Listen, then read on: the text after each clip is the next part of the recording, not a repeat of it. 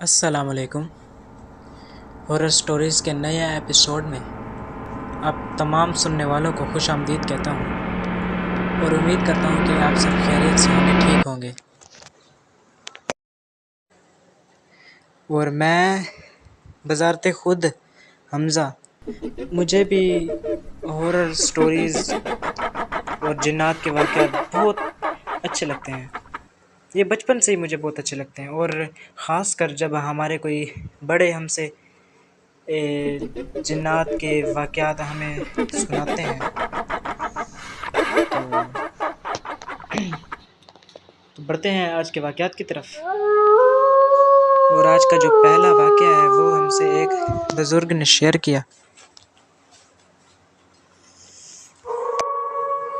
اور وہ کہتے ہیں کہ یہ واقعہ ایک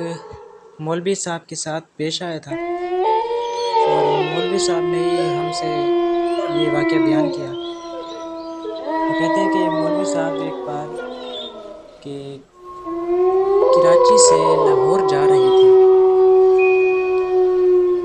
تو وہ کسی کام سے لاہور جا رہے تھے، کراچی سے لاہور۔ تو ان کے پاس کھانے پینے کا بھی سارا سامان تھا، لے کے جا رہے تھے۔ وہ ٹرین میں جا رہے تھے، ٹرین میں،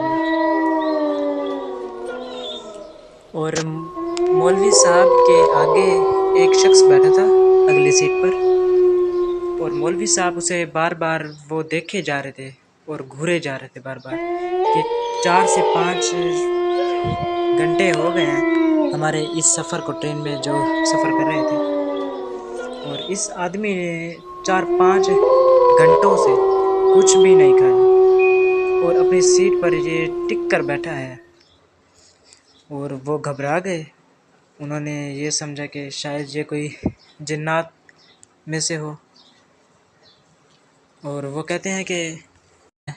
کہ میں نے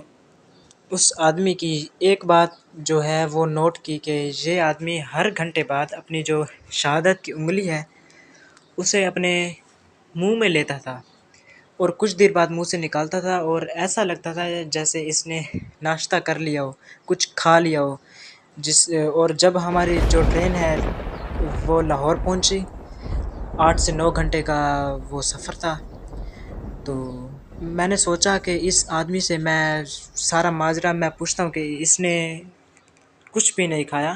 8-9 گھنٹوں سے، تو یہ کیا مسئلہ ہے۔ اور جب ٹرین لاہور پہنچی اور مولوی صاحب نے اس آدمی کو روکا، اسے یہ سارا یہ ماجرا یہ بیان کیا کہ میں نے آپ کو دیکھا، شاید آپ کے پاس کچھ پیسے نہیں ہیں، تو اسی لیے آپ نے ابھی تک کچھ بھی نہیں کھایا 8-9 گھنٹوں سے، تو آئیے میں آپ کو کچھ کھلا دیتا ہوں۔ تو وہ آدمی جو ہے وہ دیکھ کر ہنسنے لگا مولوی صاحب کو، اور اس آدمی نے مولوی صاحب کو کہا کہ آؤ میں تمہیں ایک اپنی بات بتاتا ہوں کہ جس وجہ سے میں نے کھانا نہیں کھایا، اور وہ بات بتانے کے بعد آپ یقین نہیں کریں گے مجھ پہ۔ مولوی صاحب وہ گھبرا گئے کہ ایسی کیا بات ہے جو میں اس کا یقین نہیں کروں گا۔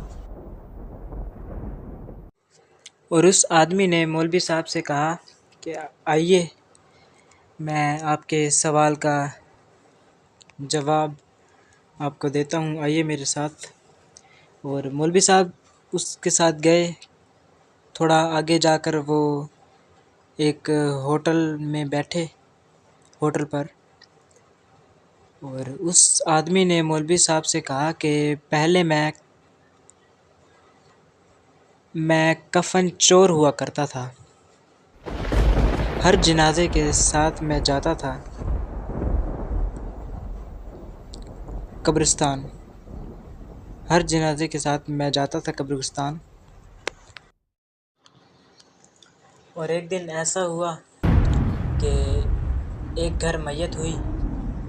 اور میں اس میں شریک ہو گیا، اس میں شامل ہو گیا۔ تو وہ جب اسے دفنانے جا رہے تھے قبرستان، میں بھی ان کے ساتھ چلا گیا، اور جس جگہ پر انہوں نے اسے دفنایا اسی جگہ کو میں نے دیکھ لیا کہ رات کو میں نے یہاں پر اسی جگہ پر آنا ہے اور اس کا یہ کفن میں نے چوری کرنا ہے۔ اور جب رات ہوئی، اگلی رات، تو میں اسی جگہ پر رات کو 2 بجے میں وہاں پر پہنچا اور اسی جگہ پر میں گیا تو میں نے دیکھا کہ اسی جگہ پر 3 سے 4 جو ہیں اور قبریں تھیں، اور وہ بھی بالکل فریش، جیسے فل تازہ ہے، جیسے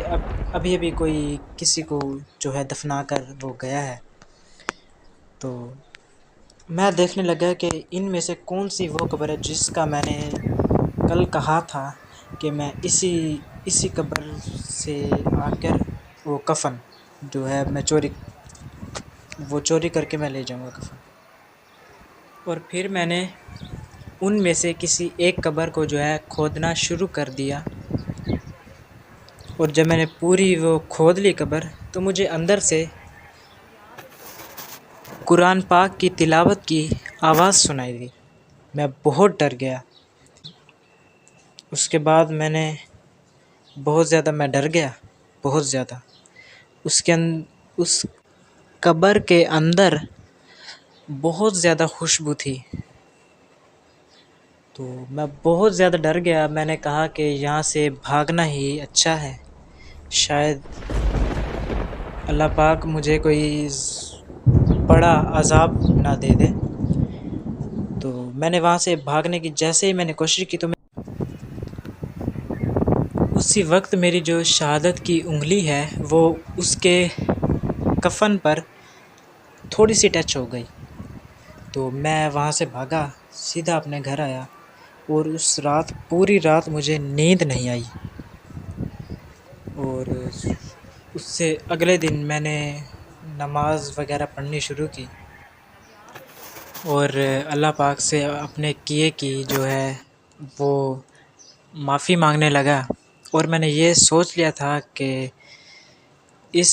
آدمی کا جو ہے میں پتہ لگاؤں گا کہ یہ کون تھا جو اتنا زیادہ نیک تھا، اور اس کی جو قبر ہے اس میں قرآن پاک کی تلاوت کی آواز آ رہی تھی اور بہت زیادہ خوشبو تھی۔ تو اس سے اگلے دن میں چلا گیا اسی قبرستان میں، اسی جگہ میں چلا گیا، اور اس کا جو نام تھا اس کا نام میں نے پڑھا، اور 40 دن لگے مجھے اس کے گھر تک پہنچنے میں۔